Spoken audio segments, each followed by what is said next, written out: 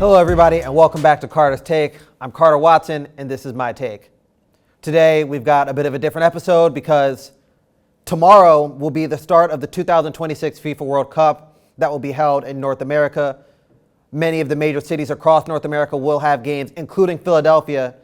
In fact, the Ivory Coast national team will be staying at the Hotel DuPont right across from the DETV headquarters, so it'll be an exciting time around the area.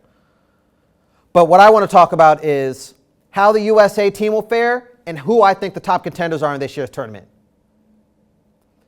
To start this off, let's take a look at the USA team. They've had some poor results over the last couple of years.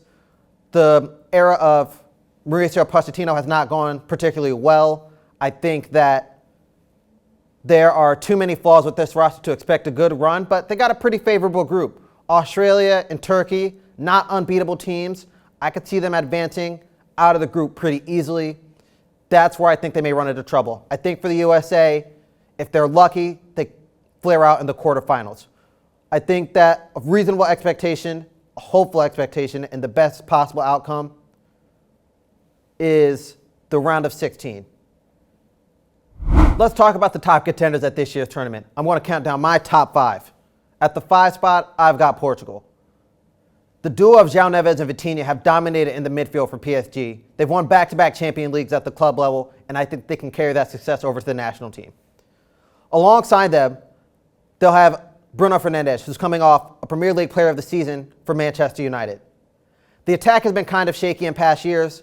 It'll depend on Cristiano Ronaldo being effective for the national team again. If he's not having a great year, they can't win this tournament. At the 4 spot, I'm going to go with England. They've got so much individual talent, but they seem to never put it together. There are many players that are previous staples of the squad that they didn't bring around in 2026. No Harry Maguire, no Cole Palmer. It'll be a different group. One key constant is Harry Kane. They'll be counting on him to have a big tournament again. In 2022, he missed that big pen against France that sent them home early. He'll be looking to right that wrong. At the 3 spot, I'm going with the defending champion Argentina. They've got a very cohesive group that's been together for a long time. The squad's been pretty consistently the same for several years now, and they have not lost at a major tournament this decade. Won 2 Copa Americas and a World Cup in 2022.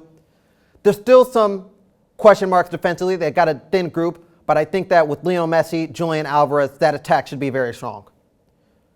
Speaking of strong attacks, I've got France at the 2 spot. So many attacking options. Kylian Mbappe, Ousmane Dembele, Jean-Philippe Mateta, Michael Olise, Ryan Cherki, Bradley Barcola, Desiree Doué. Good luck picking just 3 players to start.